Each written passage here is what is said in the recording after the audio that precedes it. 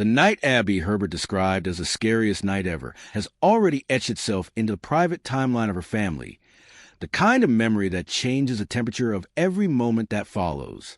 When a parent experiences the sight of their child struggling to breathe, something fundamental inside them shifts. The calm confidence that once surrounded bedtime routines and quiet evenings becomes replaced, at least for a while, by the memory of panic, of fear of what might have been. For Abbie, the image of little Poppy standing in front of her in the middle of the night, gasping, barking, wordless, will not fade easily. It will return in echoes, the way her heart pounded, the rush of adrenaline as she shook Josh awake, the tremor in her voice when she called her mother. And yet, what will also remain is the strength that emerged in that moment, the instinct that took over when fear was no longer an option. In every parent's journey, there are moments that feel like small rebirths. This was one of those for Abbie. The experience of helplessness is humbling. It strips away every illusion of control. In those frantic minutes between Poppy's distress and the moment the doctors finally said she would be okay, Abbie was an influencer or a content creator. She was simply a mother, terrified and human. That vulnerability, when shared later with the world, became something larger than her private fear. It transformed into a collective story of awareness, compassion, and connection. When she sat down in front of the camera days later, applying makeup while her eyes still carried the exhaustion of that night, she wasn't performing. She was processing. Her words trembled because they were still fresh, still raw, still real. And that realness became a gift to every parent who watched, to every follower who saw themselves in her fear. Parenthood, as she unknowingly illustrated, is a fragile dance between protecting your children and letting them grow. That night had started as a step toward independence. She had gently encouraged Poppy to sleep in her own room, to take that next small leap toward autonomy. It was a milestone most parents celebrate, a simple sign that their child is learning to feel safe alone. But that same night, the house that had felt peaceful suddenly turned into a place of chaos and confusion.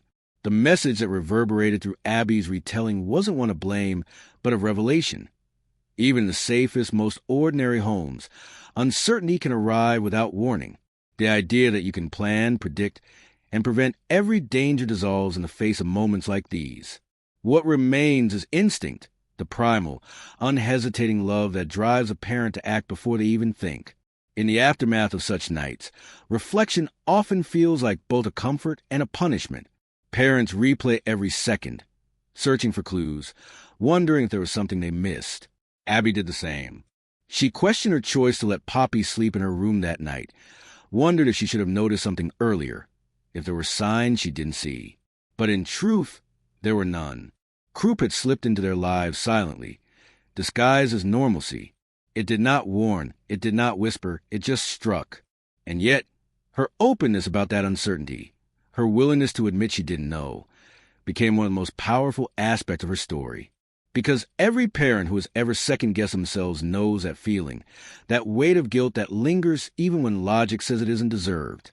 By talking about it publicly, Abbie dismantled a piece of that silent guilt for everyone watching. She showed that fear and self-doubt are not signs of failure. They are proof of love. To care deeply is to worry deeply. To protect is to sometimes question yourself endlessly. Her tears, caught on camera as she recalled the moment her daughter gasped for breath, became symbols of that love, the kind that is fierce, imperfect, and endless. The internet often rewards polish and composure, but Abbie's trembling honesty resonated because it was unfiltered. She wasn't selling a product or projecting an image. She was simply trying to make sense of what had happened.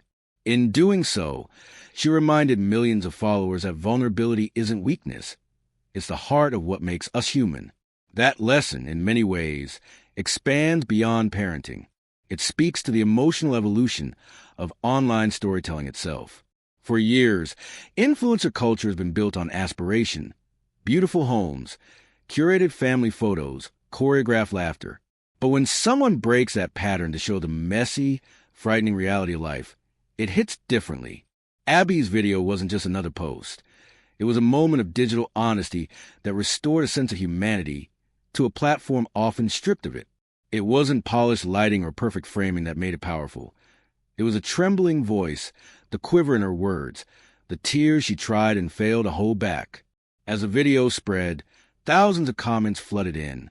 Parents wrote that they had experienced similar nights, that they recognized the sound she described, that they too had rushed through the dark to emergency rooms with their hearts pounding and their hands shaking.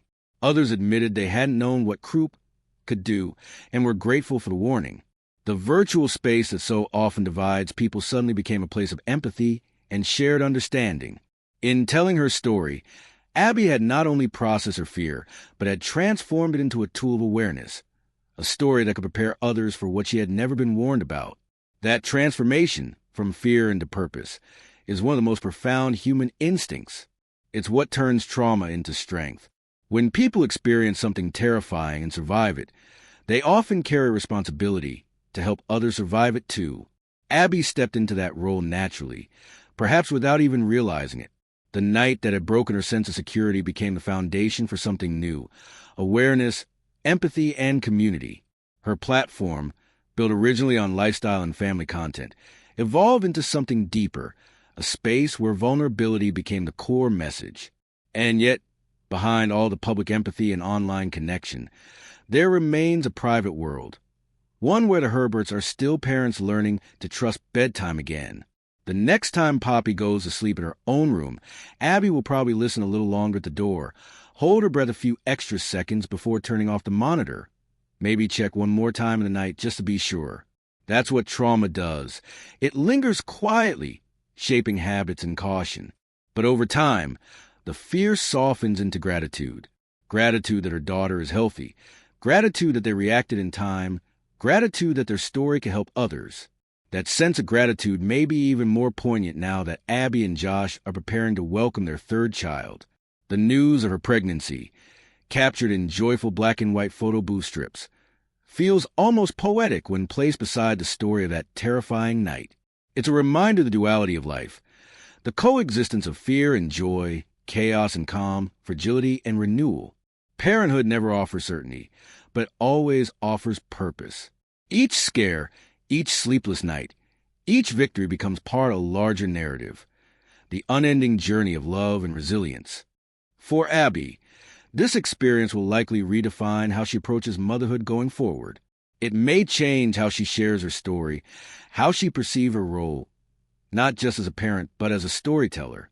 Because through this incident, she discovered something that resonates far beyond social media reach.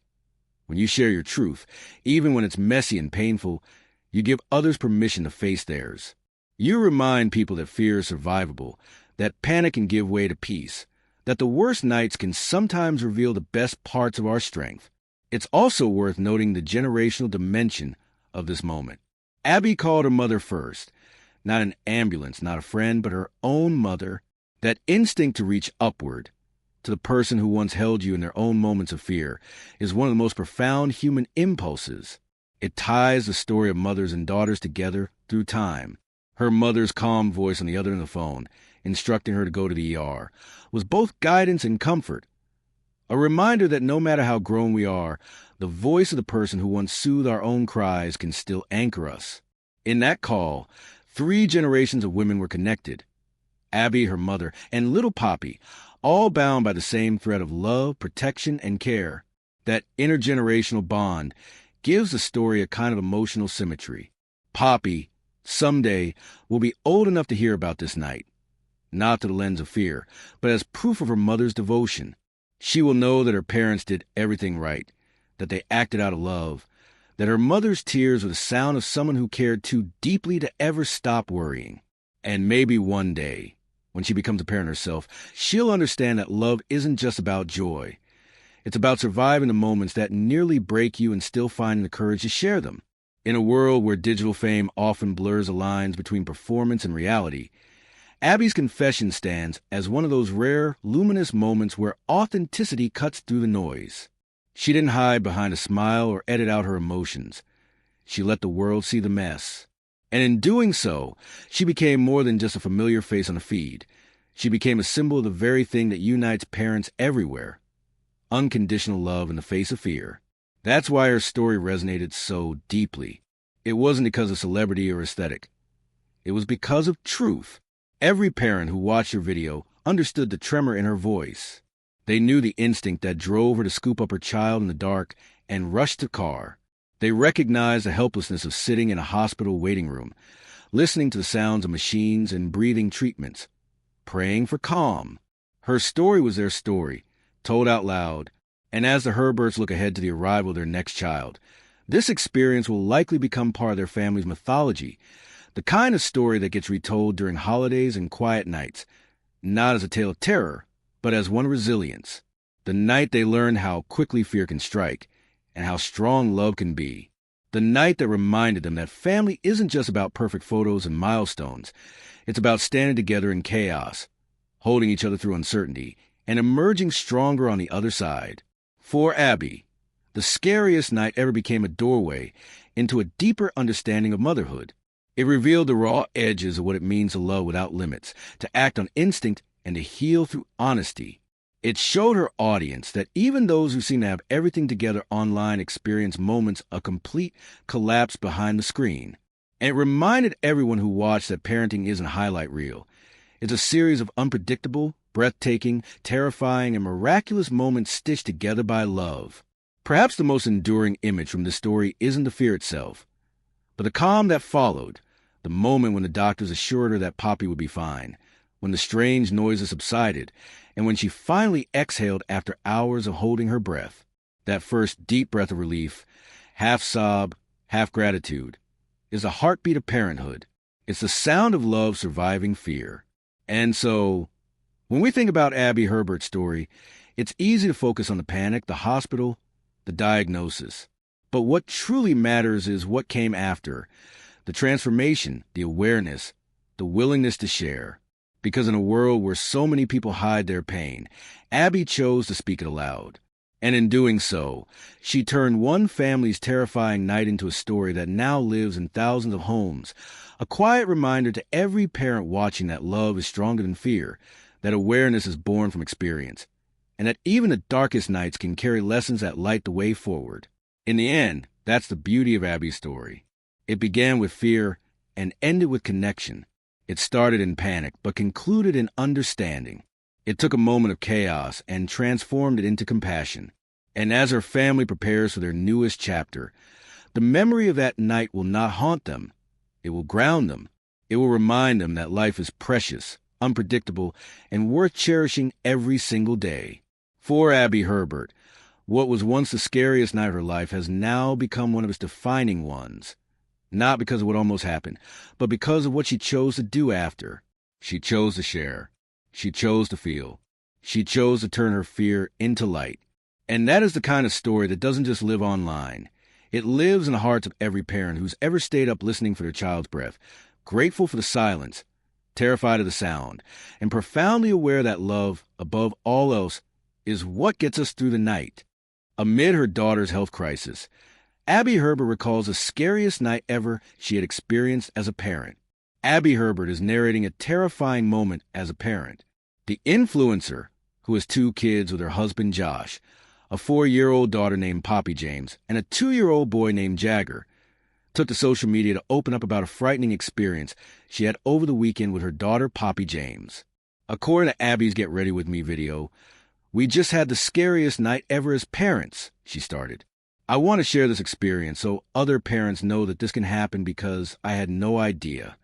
The video creator continued by saying that she and Poppy had a typical day, going to dancing class, having dinner as usual, and having both of her kids sleeping by 7:30 p.m. "This is where I get emotional," the TikToker adding that she had advised her daughter, who is learning to sleep alone, to attempt to spend the entire night in her room. "At 11:20 p.m., I woke up to the craziest sound I've ever heard," Abbie told me. "My 4-year-old is standing in front of me, silently barking and producing this strange noise, her chest and her belly breathing. Attempting to breathe, she was unable to talk. There were no words escaping. Abbie called her mother right away, and she was told to take Poppy to the ER. Josh and Abbie hurried to the hospital with their kid. According to Abbie, she began bawling as soon as they walked into the emergency room. "My child is in the back seat making the craziest sounds ever. Try and just breathe," she recounted. "Obviously, I was like, this sounds like Croup, But she had zero symptoms. She was fine, Abbie told the camera. At the emergency room, doctors gave her daughter medicine while informing Abbie that Poppy had a severe case of croup. I wanted to share this because I only knew croup as something that starts off as a cold, then you get that cough, and it's bark why, and like that's as worse as it gets, the star of TikTok stated. Abbie went on to express her feelings and consider why she had first told Poppy to remain in her room. This has just been such a learning thing for us as parents and for Poppy, the influencer said as she concluded her performance. It's just so crazy because there was just nothing, no symptoms. In a shared Instagram post in June, the Herberts revealed they were expecting their third child. Photographer Emily Stone captured their carousel of images, which featured Abbie and Josh, both 35, holding up printed ultrasound scans while grinning, laughing, and kissing in a photo booth. The romantic post's last slide featured a positive pregnancy test and multiple strips of black and white photos taken in the booth. Herbert Party of 5 coming in December, baby medium light-skinned tone, White Heart. We are so excited for this beautiful blessing, they wrote.